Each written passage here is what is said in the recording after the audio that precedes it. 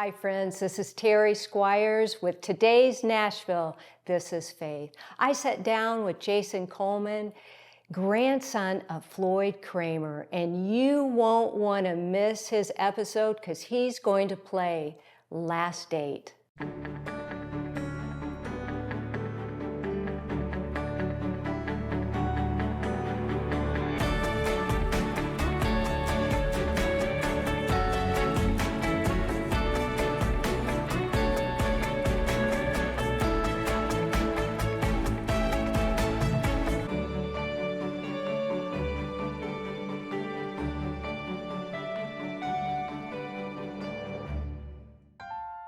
Look back on the past with a smile and move forward with what you have learned that will give God the glory.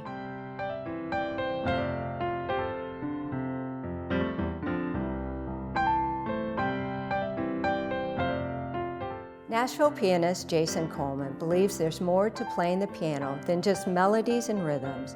The connections between music and memories, piano and family are inseparable. And as a grandson of piano legend Floyd Cramer, it's only natural that the timeless music of days gone by would find new life in Jason's fingers. Although Jason was only 12 years old when Floyd passed away, their close relationship formed the foundation upon which Jason has built his own career in the studio and on stage. This is his story. This is today's Nashville. This is Faith. Jason, I have been wanting you on my show for a long time. Welcome to today's Nashville. Well, I'm thrilled to be here with you today. Thanks for having me. You have quite a past, Nashville pianist, but your grandfather taught you how to play the piano. He did. I suppose I come from good stock. I've born and raised here in Nashville, and I'm thankful to have known Floyd Cramer as my granddad. He's one that, you know, any country music fan, especially of that early Nashville sound era, is going to recognize his name and his hits. And it's even for folks who don't know Floyd Cramer by name have heard his music because he played on all of those iconic Elvis Presley and Patsy Cline and Roy Orbison and Brenda Lee, all the records in the 50s and 60s he was a part of. And so I'm fortunate to have grown up playing beside him on the piano bench, and now get to spend my time and my career playing piano and trying to bring new life to the style that he left behind. Well, what was it like growing up with him? Yeah, so I was 12 when he passed away as a child, but up until then we were very close. I mean, more than anything, people, you know, ask that same question. What was it like having Floyd Cramer as your grandfather? And for me, more than anything though, he was just granddad. And that's always been most important to me to think back, you know, because even when I was a kid, I remember he was out, he was in the studio recording all the time. He was out on the road all the time, you know, playing tour dates, and people still loved him. He was still very active in his career. And I remember being a part of some of those things. I'd go with him and visit the studio and sit and listen. My family and I would go out on the road with him and you know, watch him perform in front of all these crowds. But that's not what sticks out the most to me. What sticks out the most is that he was just my granddad. And you know, my little brother and I and my cousins, we just would go to grandma and granddad's house and spend the night. And like any grandkids would do, you stay up late, and later than you can stay up at home with your own mom and dad and eat all the junk food you want to eat and right. Sleep in and just had a good time. And so that's what I look back on as a kid and remember the most about Floyd Cramer, is that he wasn't Floyd Cramer. He was just granddad.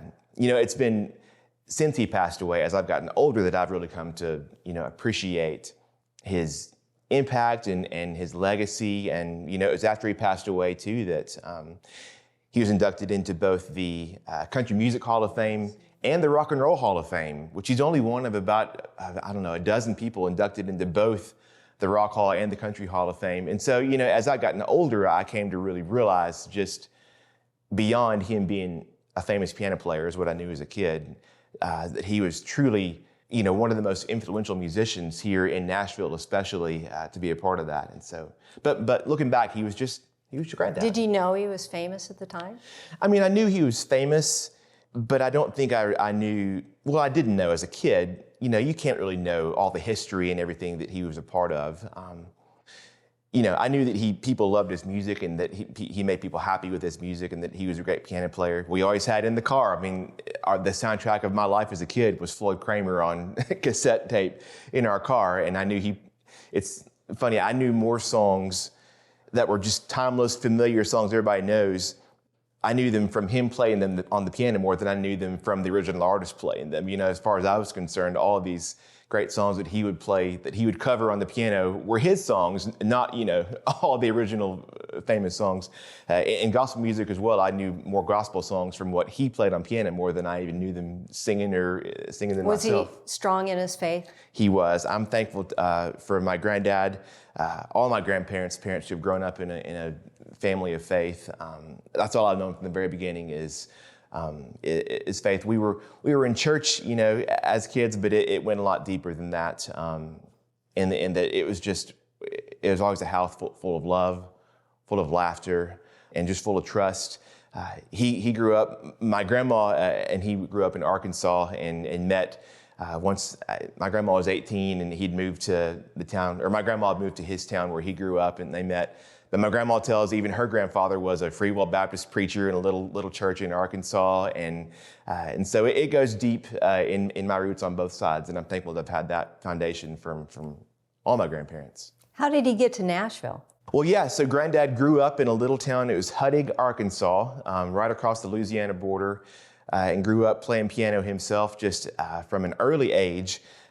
And grew up playing the Louisiana Hayride radio show after he graduated high school. I think he was supposed to be at college, and his mom and dad found out that he was not in class and wondered where he was. He was actually off making music. He was playing Louisiana Hayride, backing up artists that would come through that iconic radio show.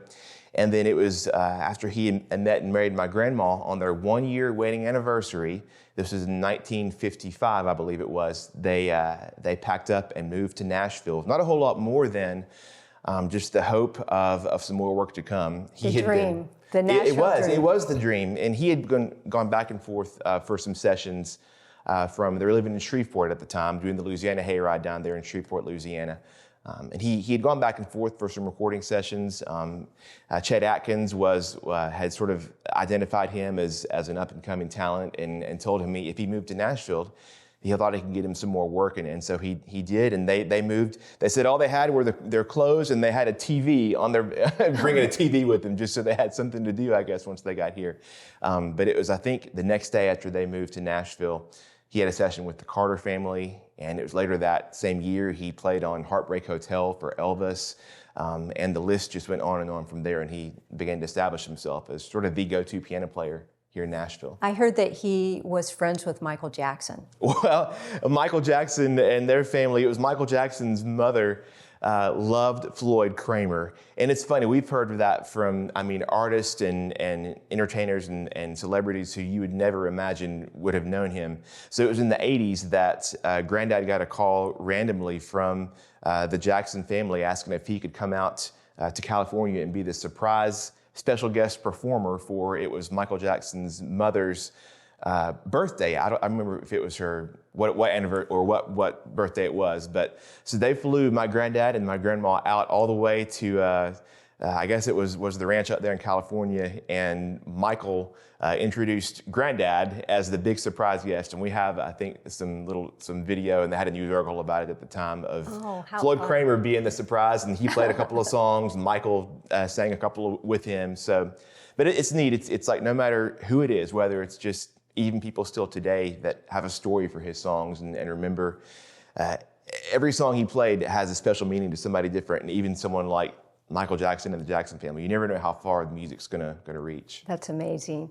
And because of your grandfather, you are playing a lot, touring, playing the piano, Grand Ole Opry, and it started your career. And we're gonna talk about it when we come back.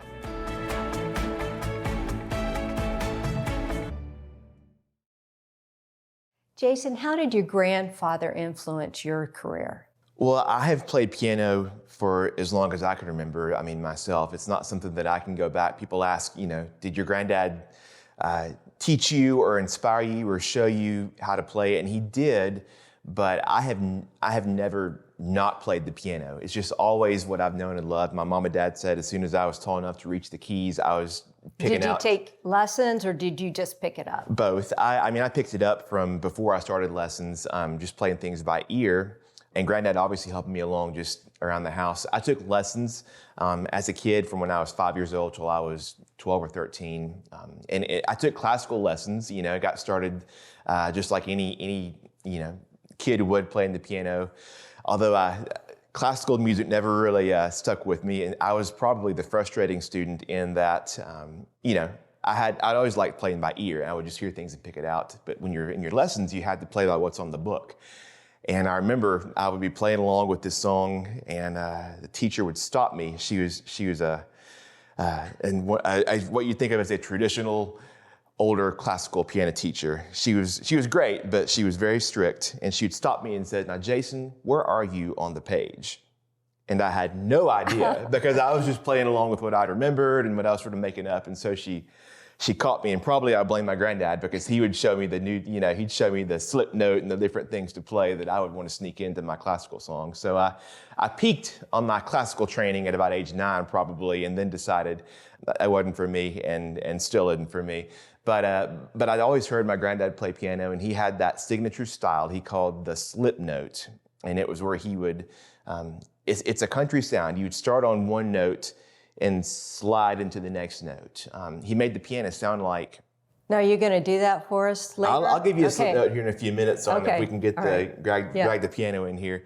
But he made the piano sound like what you think of like a steel guitar or a fiddle. On those instruments, you can start on one note and it sort of can slide into a next note, or a fiddle, you can sort of bend up into the next note. And with a piano, you only have your 88 keys that you can't bend them or slide them. But he made the piano sound like... It gave it a country sound where he said you hit the wrong note first and you slip to the right note. And that's what I'd always heard. It was just sort of steeped in me from the very beginning. And so that's just sort of the direction that my own playing took. As a kid and as I got older, I always was involved in music in schools. I was in the choirs and in the church, musicals and productions and all that. I went to Belmont University here in Nashville, studied music business because I knew even after he'd passed away as a teenager, I didn't know what I wanted to do, but I wanted to do something in music if I could. And so from that point on, graduated from Belmont, and really at that point, put together my own first couple of albums. I, just independently myself, booked a studio and got some friends together and recorded. My first album was a Christmas instrumental album, just because I don't know why, but I thought I always loved Christmas music and did in that style. And then my second one was called Legacy, and I sort of put it as a tribute to the music of my granddad. Recorded Last Date and Please Help Me, I'm Falling, and On the Rebound, and a lot of songs, Crazy, that he was a part of and that meant something to his legacy. And it's from that point on that really sort of organically my career began to take shape in bringing new life to that style that he had left behind just years earlier. Well, tell me a little bit more about your faith and how he shaped that. Yeah, so, for me, growing up in a family of faith, it was always something that I just had as part of me. It's something for me, faith and family and music have always been intertwined because I always could see what an impact that music would have on people, not just as entertainment, not just as something that brings a smile, but something that just means something so deeply to so many people. And whether it's a song, a gospel song, a hymn, but even when it's not, even when it's a song that just takes people back to a different point in time and a different place in their lives, it just never ceases to amaze me how music can just be a spiritual experience. It can be something that draws you back to your own journey, back to God, back to your own faith in a different way. And so I saw that with my granddad and saw what an impact music had on him and on people's lives. And so for me, no matter whether it's in a church setting when I'm playing or whether it's just at not a gospel concert, but just playing the piano, these songs bring back so many memories that bring people, I think, closer into their own journeys of faith. And it's just, it's humbling to get to sort of be a part of that for myself. Now, he passed when you were 12. How did that affect your life? I tell you, looking back at that year, it was 1997, and it was a double whammy for my family, actually, because he passed away after a short battle with cancer. He was diagnosed in April and passed on New Year's Eve of that year, so it was a tough year. For our family, though, my other grandfather, the very same year, actually was diagnosed in March and passed away in July. And so we lost both of my granddads within just a few months of each other at that time. And I look back, and of course, for my mom and dad and my family and my grandmothers, it was a terrible year. It's one that you wouldn't wish on anybody. And you look back and you think of, God always has a purpose, and God doesn't bring sickness and bring death on. I don't believe in any case, but I do believe you look back and you think, you have to have perseverance. You have to be able to have to see life beyond, even when things don't turn out the way you want them to turn out, that there's always a greater purpose. And so I think that even for my grandmothers today, who are both still living and still doing great, gosh, more than 26 years now since they passed, they're both just the rock of our family. And I look at them and think, life didn't turn out, I'm sure, the way they would have wanted it, with both of their sweethearts going so early.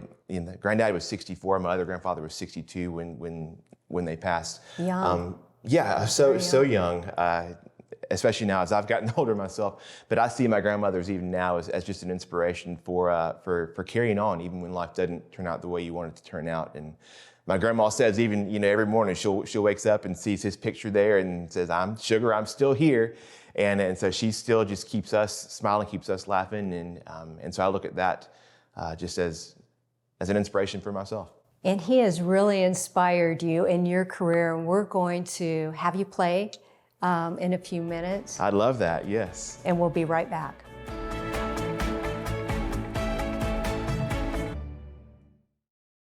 Jason, you always have a smile on your face.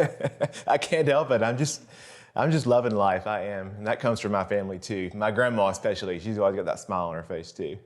Well, a couple years were really tough for you, and it changed the direction of your career. Can you tell me about it? Yeah, absolutely. So back in 2020, it was a tough time for everybody, of course, as the pandemic sort of shut the world down. And I'd been used to getting out on the road and touring and bringing my music, across the country in concerts, and that obviously didn't happen.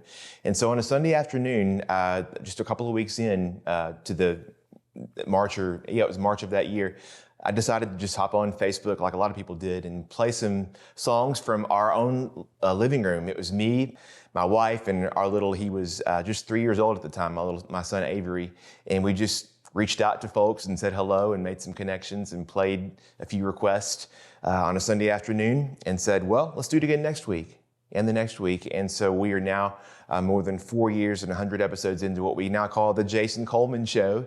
And it's a weekly piano concert from our living room, and it's just from our home. Each week is a different concert. And millions are viewing. It's been pretty wild to see what it's turned into. We call it our piano family across the country and around the world who tune in week after week and who now are supporting our music and what we do as well. But it's just simple. It's just my family and me. I play a different theme every week that I cover on piano, but it's all in that style of my granddad. It's turned into a WSM radio show here in Nashville, carried on a couple of different streaming outlets, and just like with my granddad, it's amazing for me to see sort of how far the music can reach without even realizing it, and just to look back on what was such a dark time, during that period of disconnection, but it has led to a whole new avenue to reach people through music that's been really pretty remarkable, very humbling. Well, will you play a song for me? I would love to. We got the keyboard here anyway, so how about I play for you? This is my granddad's signature song. It's one that he wrote back in 1960. It's called Last Date.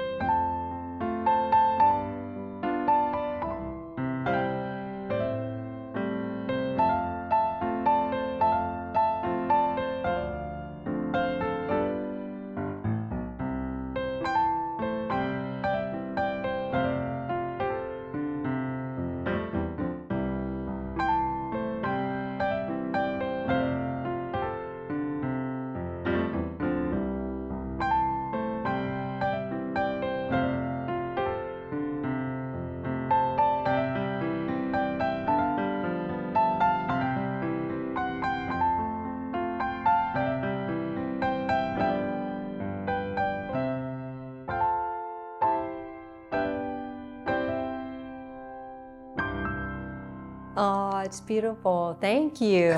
Thank you, thank you.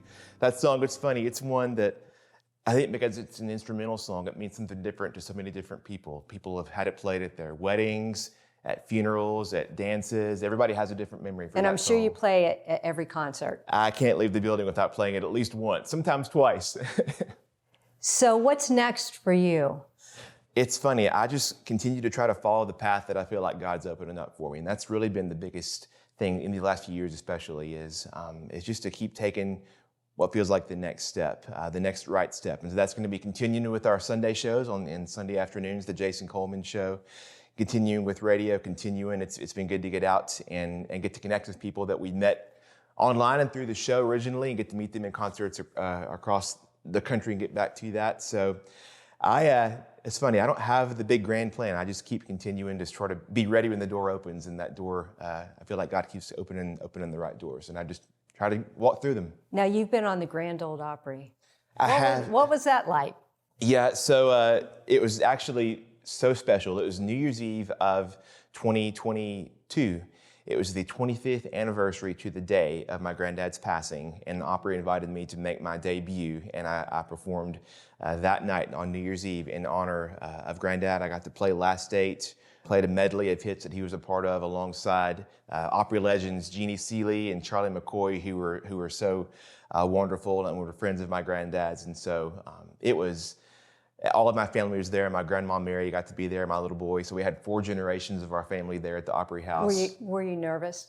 I actually was. So at this point, I've played a lot and played forever, and you still get butterflies when you perform, but for the most part, concerts, I don't get super nervous anymore. But I tell you, that night at the Grand Ole Opry, just thinking about the history on that stage and stepping into that circle, it was the most nervous I'd been for a performance in a long time. But looking back, it was just, it was a beautiful night. And so I will always treasure that memory to get to make my debut on that anniversary especially. I'm sure your granddad was so proud of you. I feel like he was proud of all his grandkids, no matter what we did, whether it was music or whatever we were a part of. He was proud of his kids and his grandkids, and we were proud of him too. So you're touring now. I am. I saw your schedule. You're very, very busy. I stay busy. I'm very thankful for that. I'm very thankful to get to do something that I love and call it a career. If somebody was watching today, what would you encourage them about their passion, their gifts?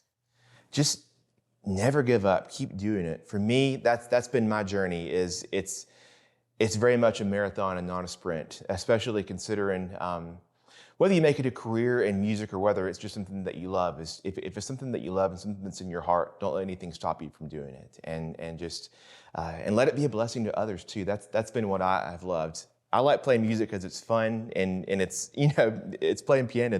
Did you always know that you were going to play piano? Did you? I always hoped I would. I mean, I always knew I would play piano.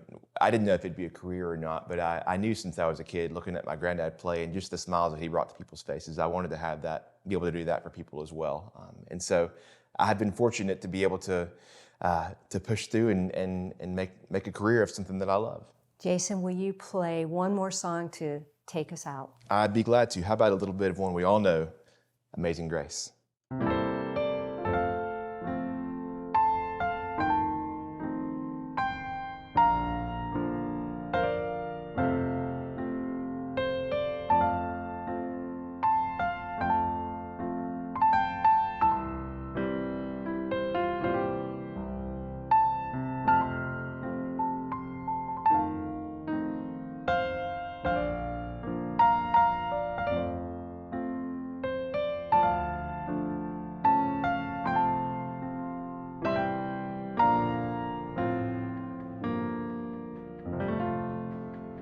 Jason, thank you so much. Hey, it's been a pleasure. Thank you for having me. It's been wonderful. God bless you. Same to you.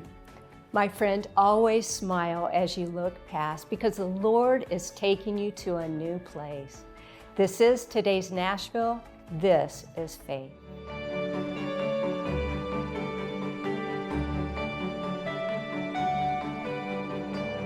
Cornerstone Television wishes to thank all our faithful viewers whose consistent prayers and financial support have made this program possible.